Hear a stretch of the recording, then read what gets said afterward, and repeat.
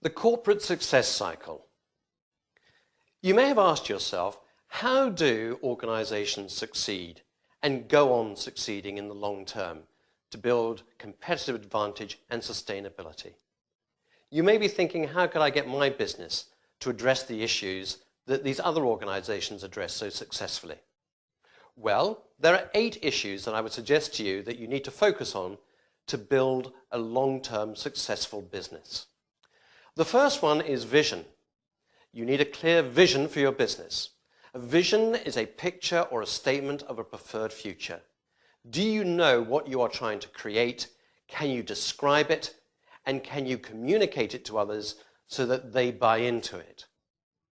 The second issue to address is clear objectives. In other words, if you have a clear vision, you need to have a roadmap with milestones as to how you're going to deliver that vision. Over what time frames? What achievements need to be put in place to move you forward a step at a time? Be very clear on the objectives, the measurable objectives that will move you towards completion of your vision. Strategy asks the question, how can we best actually deliver those objectives and therefore deliver the vision? Strategy answers the question, therefore, how are we going to go about it?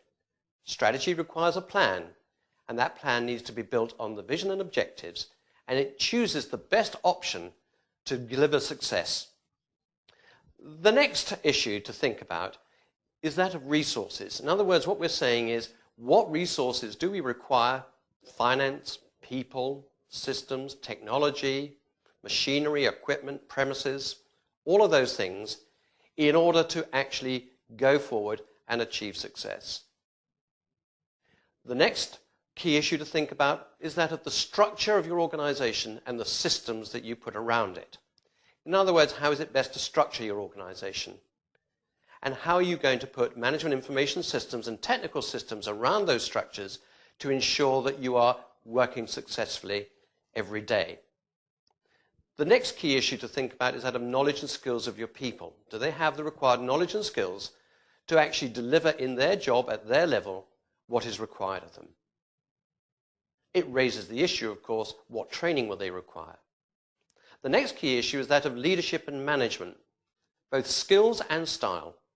Have we actually got the right leadership and management skills in place with our people at every level? And are we operating with the right style that is motivating and constructive and brings the best out of people? And finally, all of these issues are brought together and bound together with culture and values. Do we have a strong culture and value system? Do we know how we want people to behave, how we want them to operate on a day-to-day basis? Because if people throughout the organization live to a common set of values, they will use those when making decisions and in problem solving at all levels of the organization.